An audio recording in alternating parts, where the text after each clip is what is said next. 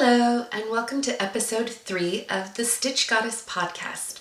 My name is Elizabeth, and you can find me on Ravelry and Instagram as Elissa Pack. Show notes for this episode will be on thestitchgoddess.com, my blog. Thank you for joining me today. Please excuse me for my voice. Colds happen, strep throat happens, but the knitting continues and the making continues, so let's keep going. Today I have some finished objects to share with you, some works in progress, and I'm going to spend some time talking about the knitting challenge or the making challenge that I've set up for myself for 2018. It's March, the beginning of March, and I am off my schedule, so let's just talk about that. So, finished objects, I want to share, I am so excited that I finished this big sweater. This is the Ronin cardigan. Oops, my quilt is falling down.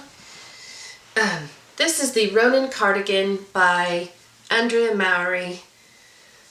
I finished the shawl collar and the pockets, and as usual with most things that I procrastinate on, it didn't take nearly as much time as I thought it would. Brioche tends to be actually a relatively fast stitch for me, so I'm just so happy that this is finished and it's basically all ready to go. I think these pockets are wonderful. I think my friend is going to really like it. It's still summertime in Australia, so she won't need it immediately, but she'll have this very, very soon. I'll have a package ready to go very, very soon, and I think she'll be really delighted. So as soon as I finished that project, I just needed something small and easy and quick and bright and cheerful just to make me really, really happy. And I chose this wonderful little bonnet. This is, it's called Lilacs for Lila.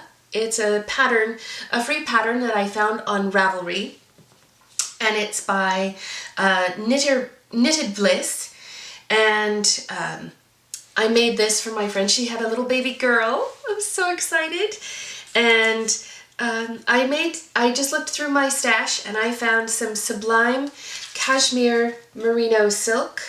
Don't know if you can see the label. I don't know if my camera will actually focus or not. But I actually had another baby project in mind for this baby, and it sort of changed because she thought for sure she was having a boy and she had a girl. And so I really wanted to make something sweet and simple and easy, and this little bonnet was just so cute. And I love that it's sort of in this lavender color. I think it's subtle and elegant and really just very sweet. It went by so quickly. I was just able to finish that in about 2 days, and very simple. Highly recommend this cute little pattern if you need a quick little baby gift. My other finished project is this big, warm, squishy Dunalister shawl. The challenge, the make-along, the mystery knit-along, was finished at the end of February, and the cables were the last portion of, the cables in white were the last portion, part of the last clue, and I'm just thrilled with how this turned out. It's really soft, it's very, very warm. It's made with alpaca and merino wool, so it is very, very warm. I find it works really, really well to keep my lap warm. It's not terribly long. I do kind of wish that it draped a little bit more, but that might loosen up a little bit with a further blocking, so I'll give that a try. But I'm very pleased with my finished objects.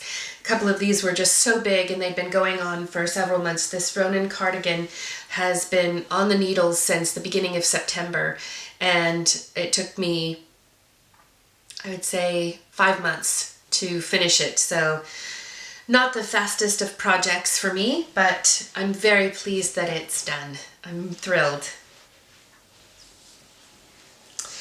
I have made a lot of progress on my works in progress, and first one that I want to share is my Tacit hand warmers. These are, I think the last episode I showed that I'd started, and I had only made up to the first pattern, the ribbing and the first set of cables. And I felt that it was going to be really, really small. So I went up a needle size, or I went up from a 2.5 millimeter up to a 3 millimeter, and cast on for the medium size. And these look like they're going to be just right. I think this is about as far as I'm going to go. When I try them on, they basically just cover my wrist, and at this point you stop where it hits the base of your hand, and then you start to work the thumb and you continue. My forearms don't tend to get cold, it's really just my wrist, so I'm going to make these a little bit short in comparison to what the picture looks like on the pattern, but that's what's beautiful about these hand warmers, is that you can make them in exactly whatever size you wish. So I am using my Leica driftwood needles in 3 millimeter. It's a 32-inch cable. And this is the Madeline Tosh Merino Light in Snake. It's this beautiful hunter green, which is appropriate for a Hunter Hammerson pattern. My other work in progress is another pattern by Hunter Hammerson. This is my Artifice shawl, and I have made a lot of progress on it. I have a progress marker, right here. It's a little moon, and I thought that would be perfect for this. This is the colorway called Tidal. This is Dream in Color Jilly yarn. It is a superwash 100% merino wool by Dream in Color. It's the Jilly base. And the Tidal colorway, I am just really enjoying this. It has all these lovely subtle colors of this hunter green, but with lighter aquas and a little bit of brown thrown in every now and then. Not a really deep brown, just sort of like it looks like driftwood. It really does look just like you would see this in a tide pool. So I just love the color. I love how the pattern is coming out. I've gotten to the point where I know where I am in the pattern, and I've completed almost 8 repeats of the pattern, and it's just going so quickly. And I think this is one of those patterns where you can sort of see the lace work as you're working on it, but it's going to really display itself as soon as it's blocked, and it's just going to be gorgeous. I do think it's really funny looking at the texture. It's really bumpy on one side, and it has almost like a little egg crate pattern. It looks like a little egg crate. I want to get quail eggs or robin's eggs and just nest them right in there. But I'm really just enjoying this. It's going very quickly. I'm just delighted, and I'm especially just so happy to have this little project bag. This is by Little Skein in the Big Wool, and it was the Longbourn shawl zip. So anything to do with Pride and Prejudice just touches me. I just love that book. My last work in progress is a lace body dress combination by Knitting for Olive. Once I finished the Ronin cardigan, I thought I need something quick and easy, which is why I made this little hat. But then as I was looking through my stash, I came across this yarn, which is Madeline Tosh Feather, 80% merino wool, 10% alpaca, and 10% nylon. And this is in the Sandstorm colorway, and it's a very tonal, silvery gray with just a few hints of like this same sort of lavender, lilac, peachy pink color. And I thought these two, when I held them up next to each other, I thought they looked really pretty together, and I thought that would make a really lovely little outfit. So I cast on and have made lots of progress. I have about another 4 centimeters to go until the body is finished, and then I knit the dress part, and then you join them together and then knit the bodice of this dress. But it's very, very soft, and I like that it's a really neutral kind of color palette. I think it's going to be really, really lovely. The baby has brown hair, so I think it's just going to be, she's going to stand out, so you'll see the baby and not so much the dress, but it'll make her shine. I wanted to spend a little time talking about my 2018 challenge because I've mentioned it a couple of times, and I really want to talk about why I'm doing this podcast and what this challenge is all about. It's just a personal challenge. It's not for anything that I've signed up for, but my intention is to really buy no yarn this year, use what I have, focus on the projects that I want to do, not necessarily those that are trending, and to really take a look at my stash as a way to see it in a light of I have everything I need to make pretty much anything that I really like. And it reminds me of the Sheryl Crow song, "It's not having what you want, it's wanting what you've got." And when I look at my stash, if I pull everything out and look at it all, it brings me so much happiness that I really want to just dive into it and just use what I have. I think this all started about a year ago. My local yarn shop, Atomic Fibers, it's yarn and quilting. It's here in Oak Ridge, Tennessee. It's a lovely shop. They had a UFO challenge, and I had no idea what that was. People were talking about their UFOs, and I didn't know what that was. And so I finally asked, and it was unfinished objects. And I was not even aware that this term existed. I thought all my old projects were just, in their geriatric years, still works in progress, even though they've been on or off the needles for 14 years now. But the idea was that you had a project that you needed to finish, and it was wintertime when we spend a lot of time indoors and tend to work on lots of projects can get finished. And so I thought that was really great. And in no time I had, a dozen to 18 projects listed, way more than what I could actually finish in 3 months. And so then again, Atomic Fibers had another challenge in the summertime, and I finished 9 out of 10 projects. So this whole momentum has been generated where I want to start and finish projects as much as possible. I think that it just makes me feel really, really good to be able to sort of cross that off the list or put finished on Ravelry. That makes me really happy. That whole idea of finishing a project suddenly became really compelling. And so I think in October, I started taking a look at my stash and looking at Ravelry and all of the things that I had listed as favorites. And I had organized them into shawls and pullovers and cardigans and socks and all sorts of project ideas. And lo and behold, I had 60 or more shawls in my favorites. And I started pairing things up. And so I have no shortage of projects to make.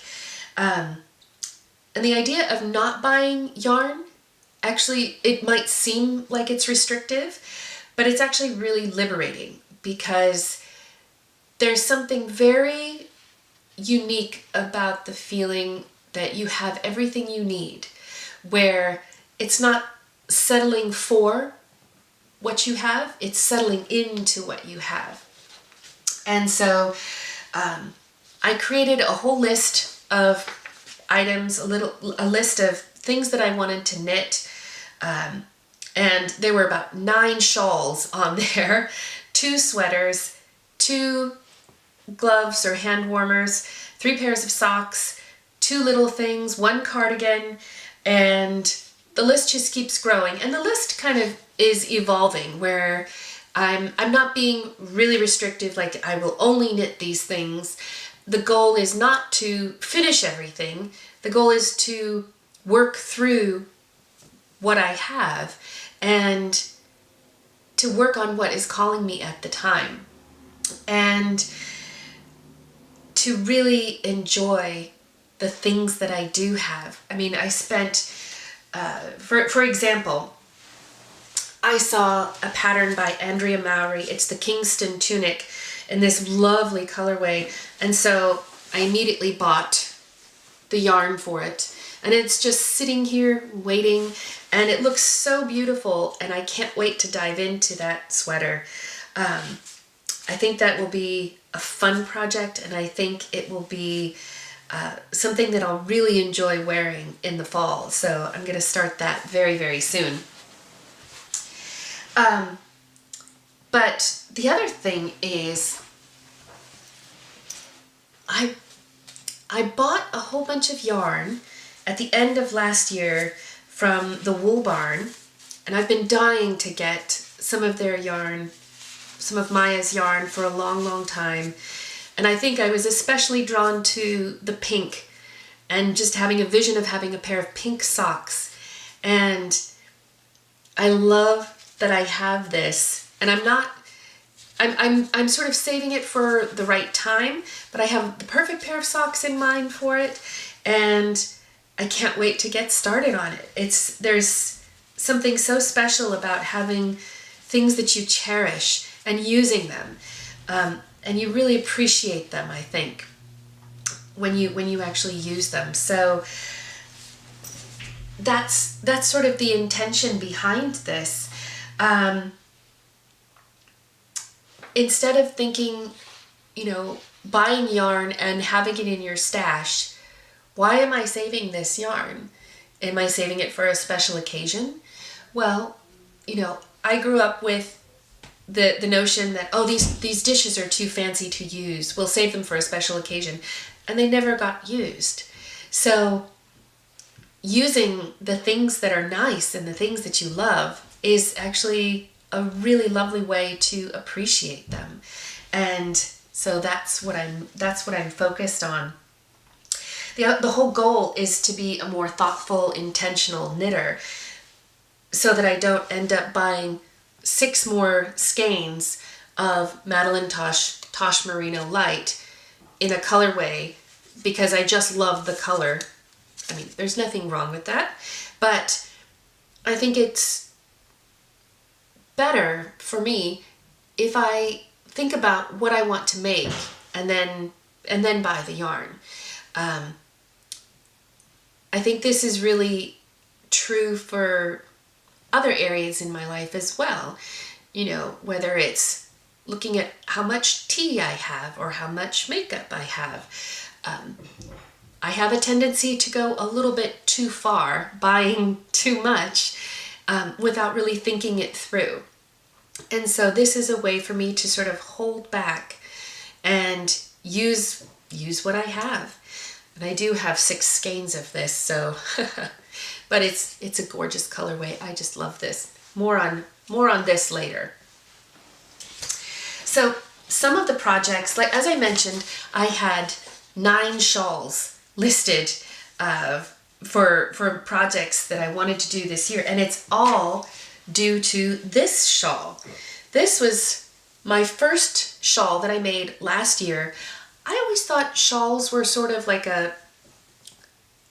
something that like Aunt Pitty Pat from Gone with the Wind. I always think of her shawls where, you know, you would sort of wear it like this and, you know, oh, just to keep your shoulders warm. But I am absolutely in love with this, and I tend to wear it like this. This is a pattern by a woman that I have known since the 2nd grade. Her name is Megan Mako, and I hope I'm pronouncing that correctly. And she designed this shawl. It's called Bodega Dunes, and I knit this in a yarn from A Girl and Her Dog. It was a custom dye for the East Tennessee Yarn Crawl for 2017. There were only so many skeins of this yarn, and having grown up in the Bay Area, the San Francisco Bay Area, I know Bodega Bay, and I just thought these colors were absolutely perfect for a beach tidal area.